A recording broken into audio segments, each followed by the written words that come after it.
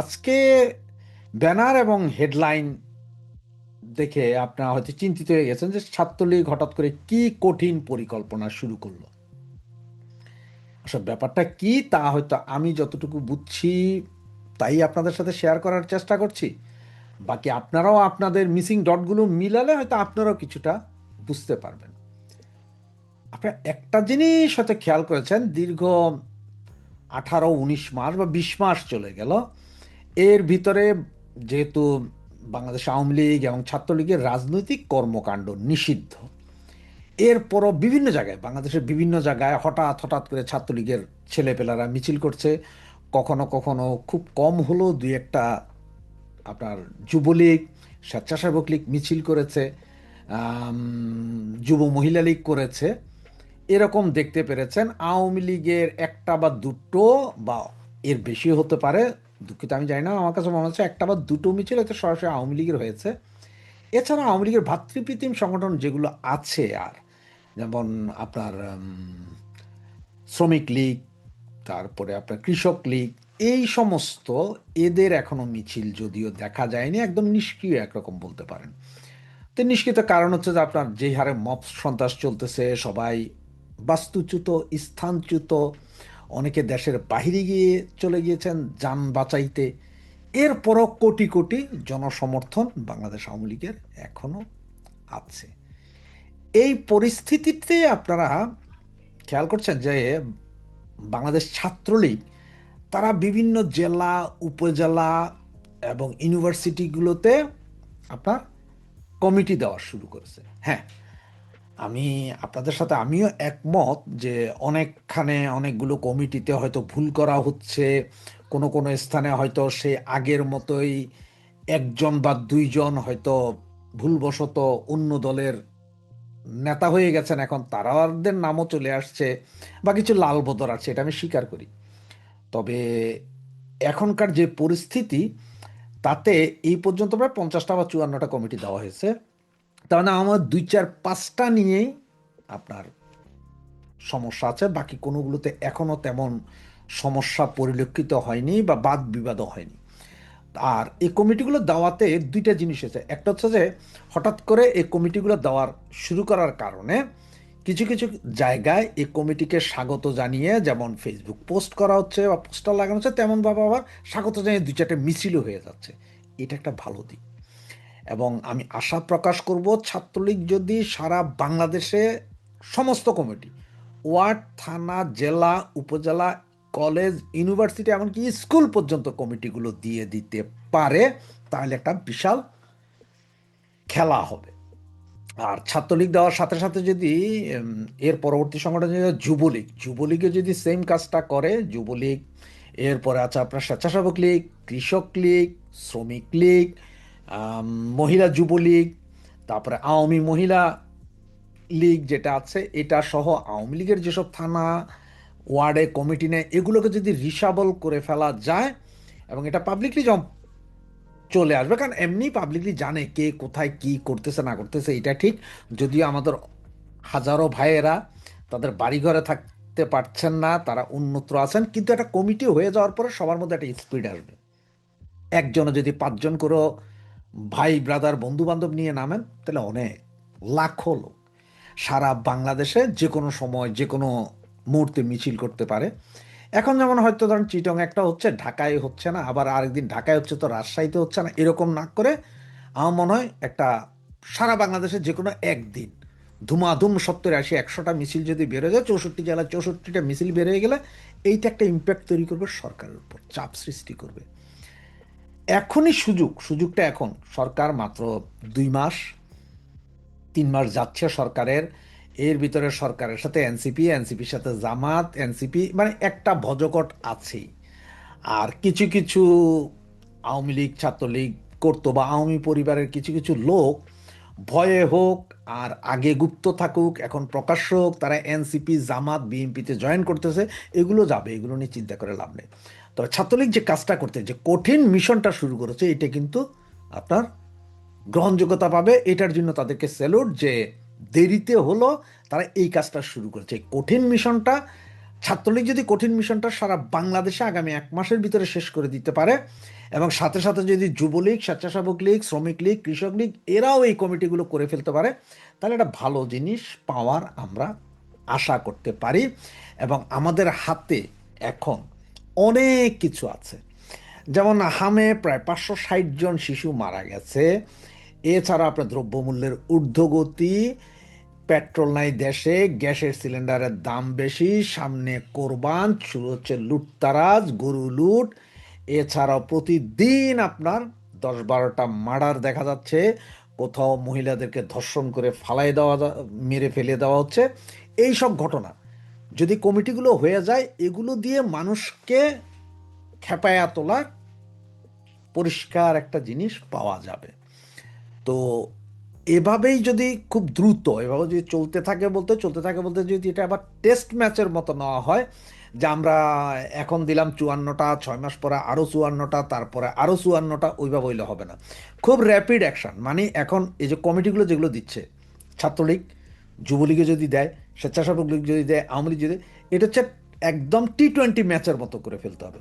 মানে ধামাধাম আমরা সমস্ত কমিটি ঘোষণা করে দিব সব জায়গায়, যেগুলো গত 15 বছরও হয়নি, সব কমিটি ঘোষণা করে দিব, সবাইকে এক ছাতার নিচে নিয়ে আসব। এরপরে আমরা যা করার করব, আন্দোলন সংগ্রাম। তাহলে আমার মনে হয় ব্যাপক উপকৃত হবে। আওয়ামী লীগ যেমন উপকৃত হবে, বাংলাদেশের জনগণও উপকৃত হবে। তবে তার মধ্যে একটা জিনিস একটু হিসাব রাখতে হবে, যে যেই সব ছেলে পেলে, যেসব ভাই বোনরা এই মুহূর্তে রাস্তাতে নেমে দাঁড়িয়ে মিছিল করছেন, কথা বলছেন, জোর গলায় আওয়াজ করছেন, ওদের দিকে সদয় দৃষ্টি রাখতে হবে। কারণ ওরাই হচ্ছে যে এই গত 20 মাসে এই তৃণমূলের এই কর্মীগুলো যারা রাস্তাঘাটে ছিলেন, তারাই হচ্ছেন যে আওয়ামী লীগের প্রাণ ভোমরা। মানে এরা কোনো কিছু ছাড়া, নিজেদের নেতৃত্ব ছাড়া, কোনো কিছু ছাড়া নিজেরা করেছেন। এটা হচ্ছে যে আওয়ামী লীগের প্রাণ ভোমরা। আর এই আগুন, এই স্ফুলিঙ্গটাকে যদি কাজে লাগানো যায়, মজা হবে। আপনার প্রতিটা কমিটি দিচ্ছে, এখন পর্যন্ত 54টা কমিটি দিচ্ছে, যতগুলো কমিটি দিচ্ছে তার মধ্যে থেকে মানে 10-12 জন অলরেডি অ্যারেস্ট হয়েছে।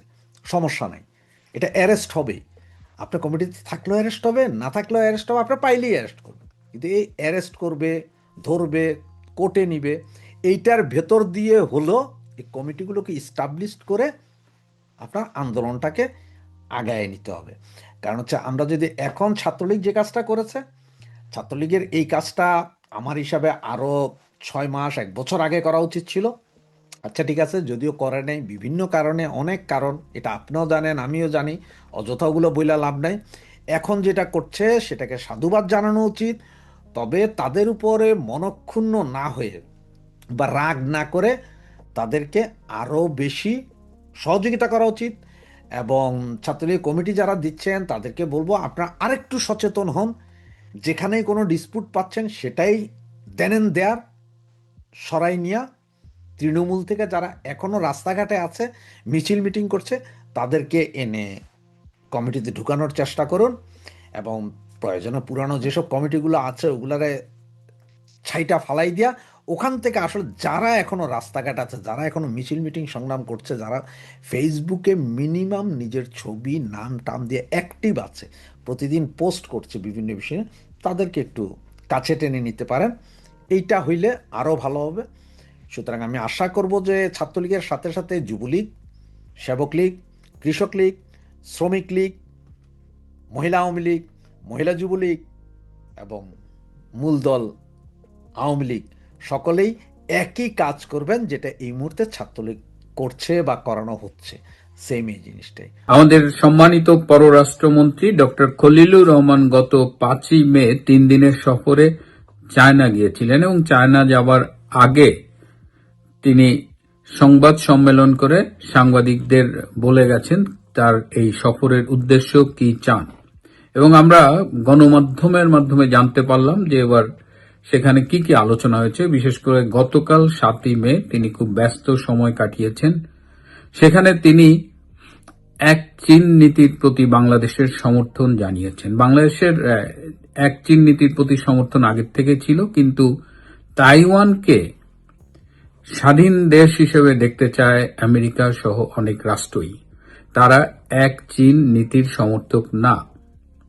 চায়না আফ্রিকা, এশিয়া এবং ইউরোপকে একসাথে সংযুক্ত করবার জন্য বিল্ড অ্যান্ড রোড ইনিশিয়েটিভ, অর্থাৎ তারা একটা সংযোগ সড়ক স্থাপন করছে। এবং এই সংযোগ সড়কে সাউথ এশিয়া, মিয়ানমার আছে, বাংলাদেশকেও কানেক্ট করার কথা, ইন্ডিয়াকেও কানেক্ট করার কথা। এই বিল্ড অ্যান্ড রোড ইনিশিয়েটিভ নিয়েও আমেরিকা সহ বিশ্বের অনেক পরাশক্তির মাথা ব্যথা রয়েছে। এছাড়া এই যে তিস্তা নদীর জল, এটা ভাগাভাগি নিয়ে ভারতের সাথে বাংলাদেশের দীর্ঘদিনের একটা বিরোধ রয়েছে। এই সব কিছু ঠিক করে 2011 সালে ঠিক হয়েছিল তিস্তা নদীর পানি চুক্তি হবে, এবং মনমোহন সিং সরকার সেভাবেই একটা ড্রাফট চুক্তিও রেডি করেছিলেন। কিন্তু তখন পশ্চিমবঙ্গের মুখ্যমন্ত্রী মিস মমতা ব্যানার্জির বিরোধিতার কারণে আলটিমেটলি সেই চুক্তিটি আর সম্পাদিত হয়নি। এবং তারপর থেকে দেখা গেছে এই যে তিস্তা নদী, এটা হিমালয় থেকে এসে সিকিম, দার্জিলিং, জলপাইগুড়ি হয়ে বাংলাদেশে ঢুকছে, এবং যখন শুষ্ক মৌসুম থাকে তখন এই তিস্তা নদীর অনেক অংশে, ভারতীয় অংশে অনেকগুলো বাদ দেওয়া আছে, এবং তখন তারা পানিটা আটকে দেয় এবং বাংলাদেশ তখন পানি সংকটে ভোগে, বিশেষ করে এই তিস্তা নদীর আশেপাশে জনপদ। আবার যখন বর্ষা অঞ্চলে অতিরিক্ত পানি হয় তখন আবার ওই বাঁধগুলো ছেড়ে দেয় এবং তখন তিস্তা নদী ওভারফ্লো হয় এবং আশেপাশে বন্যা হয়। তো এই জায়গা থেকে মুক্তি পাবার জন্য ভারতের সাথে যেহেতু চুক্তি হয়নি, বিকল্প হিসেবে বাংলাদেশ চীন সরকারের সাথে একটি মহাপরিকল্পনা করার প্ল্যান করেছিল, এবং সেই প্ল্যান অনুযায়ী বাংলাদেশের ভেতরেই তারা তিস্তা নদীর পানি রিজার্ভারে রাখবে, তিস্তা নদী আরো খনন করে গভীরতা বাড়াবে। তো চীনের সাথে এই আলোচনাটা আবার ভারত কিন্তু ভালো চোখে দেখেনি। ভারত এটাকে বরাবরই সন্দেহের চোখে দেখেছে, এবং এই যে যেটা বললাম বিল্ড অ্যান্ড রোড ইনিশিয়েটিভ, এটা নিয়েও ভারতও কিন্তু বেশ সন্দেহ করে থাকে। ডক্টর খলিল চীন সফরে গিয়ে এই বিল্ড অ্যান্ড রোড ইনিশিয়েটিভের পক্ষে বলেছে, এক চীনের কথা বলেছে, তিস্তা ব্যারেজ নিয়ে তাদের মহাপরিকল্পনা বাস্তবায়নের কথা বলেছে, এবং বিএনপির যে নির্বাচনী প্রতিশ্রুতি ছিল তাতে এই তিস্তার মহাপরিকল্পনা বাস্তবায়ন করার কথাটাও ছিল। সুতরাং তাদের নির্বাচনী প্রতিশ্রুতি বাস্তবায়নের জন্য তারা চীনে গিয়ে এই নেগোসিয়েশনটা করেছে। এছাড়াও ডক্টর খলিল আরো অনেকগুলো মিটিং করেছে। কিন্তু ডক্টর খলিল যে চীনের সাথে এই যে দহরম মহরম করলেন, কারণ ভারত চায় যে তিস্তা নদীর যে জলের ব্যবস্থাপনা চুক্তির বাইরেও তারা এই প্রকল্পটা বাস্তবায়ন করতে চায়, এবং তাদেরও কিন্তু একটা প্রপোজাল দেওয়া আছে। তো ভারতকে পাশ কাটিয়ে চীনকে দিয়ে যদি এই তিস্তা মহাপরিকল্পনা বাস্তবায়ন করা হয়, ভারত যেমন এটা নেবে না, তেমন এক চীন এবং বিল্ড রোড অ্যান্ড ইনিশিয়েটিভের পক্ষে বাংলাদেশের যে সমর্থন, এটা আমেরিকা ভালো চোখে নিচ্ছে না। এবং আমি একাধিকবার এর আগে বলেছি যে আমেরিকার যে বর্তমান রাষ্ট্রদূত রয়েছেন ব্রেন্ট ক্রিস্টেনসন, তিনি কিন্তু এসেছেনই এই অঞ্চলের চীনের প্রভাব কমাতে, কিন্তু বাংলাদেশ একেবারে বলা যায় যে অপ্রতিরোধ্য গতিতে চীনের দিকে ঝুঁকছে। এই অবস্থায় আমেরিকা ক্ষুব্ধ হয়ে ডক্টর খলিলকে ইমিডিয়েটলি কল করেছে, যে কারণে আজকে ডক্টর খলিলের ফেরার কথা ছিল, কিন্তু খলিল সাহেব গতকাল ফিরেছেন এবং ফিরেই তিনি ওয়াশিংটনের পথে রওনা দিয়েছেন। আমি জানি না ওয়াশিংটনে তার জন্য কি অপেক্ষা করছে। বর্তমানে পররাষ্ট্রমন্ত্রী আছেন ডক্টর খলিল, একজন পররাষ্ট্র প্রতিমন্ত্রী আছেন শামা ওয়াদ এমপি, প্রধানমন্ত্রীর একজন পররাষ্ট্র বিষয়ক উপদেষ্টা রয়েছেন হুমায়ুন কবির। এরা কি পররাষ্ট্র মন্ত্রণালয় চালাবার জন্য যথেষ্ট নয়? কারণ শুনছি যে এখন প্রধানমন্ত্রীর একজন পররাষ্ট্র বিষয়ক বিশেষ সহকারীকেও নিয়োগ দেওয়া হবে। সরকারি প্রজ্ঞাপন এখনো জারি করা হয়নি, তবে সিদ্ধান্তটা নেওয়া হয়েছে। এবং খুবই অবাক করা ব্যাপার হলো, যাকে প্রধানমন্ত্রী পররাষ্ট্র বিষয়ক বিশেষ সহকারী করছেন, তিনি আওয়ামী লীগ সরকারের আমলে একটি সাংবিধানিক পদের দায়িত্ব পালন করেছেন। অর্থাৎ এ আর একটা লুঙ্গি কেস। আওয়ামী লীগ আমলে গুরুত্বপূর্ণ সাংবিধানিক দায়িত্ব পালন করেছে, কিন্তু আসলে সে ছিল এই বিএনপি জামাতের লোক, এবং সেই পুরস্কারটি তাকে এখন দেওয়া হচ্ছে। আমি সঙ্গত কারণে, যেহেতু সরকারি প্রজ্ঞাপন জারি করা হয়নি, সেহেতু আমি তার নাম বলছি না, তার ছবি দেখছি না, কিন্তু আমার কাছে এই দুটো তথ্যই আছে। তো এই অবস্থায় এখন আমি ডক্টর খলিল যখন যায়, তখন একজন কূটনৈতিক বিশ্লেষক আমার সাথে বাজি ধরতে চেয়েছিল। তিনি বলেছিল যে দেখেন, ভারতের সাথে সম্পর্কটা কিন্তু এখন আর উষ্ণ নেই। ডক্টর খলিলের এর আগে ভারত সফর ব্যর্থ হয়েছে, এবং এ মাসে যে ভারত যাওয়ার কথা ছিল এই 10 তারিখের দিকে, তিনি সেটা যাচ্ছেন না। এবং তিনি যে চীনে যাচ্ছেন, অনেক কিছু বলে গেছেন, অনেক আশা নিয়ে গেছেন, কিন্তু তার এই চীন সফরও ব্যর্থ হতে বাধ্য। এবং তিনি আমার সাথে বাজি ধরতে চেয়েছিলেন, কিন্তু আমি আর বাজির দিকে যাইনি। কিন্তু এখন যেটা দেখলাম, তাতে মনে হচ্ছে যে ডক্টর খলিলের চীন সফরটা আমাদের বাংলাদেশের প্রচার মাধ্যমে যেভাবে আসুক না কেন, সেটি খুব একটি ফলপ্রসূ হবে বলে মনে হয় না। আর যেহেতু চীনের সাথে বাংলাদেশের সম্পর্কের উপরে ভারত এবং আমেরিকার দুটো পরাশক্তিরই নজর আছে, সুতরাং এটা বাংলাদেশের জন্য খুব ডিফিকাল্ট হবে কিনা, বা তারেক রহমানের সরকার এটা কিভাবে ম্যানেজ করবেন, সেটা আমাদের দেখতে হবে। তার জন্য আমাদের অপেক্ষা করতে হবে। এটি নিয়ে এক এক বিশ্লেষকের এক এক মতামত। প্রিয় বন্ধুরা, আজ এ পর্যন্তই। ভালো থাকবেন, সুস্থ থাকবেন, তার চেয়েও জরুরি হলো নিরাপদে থাকবেন। সবাইকে অনেক ধন্যবাদ।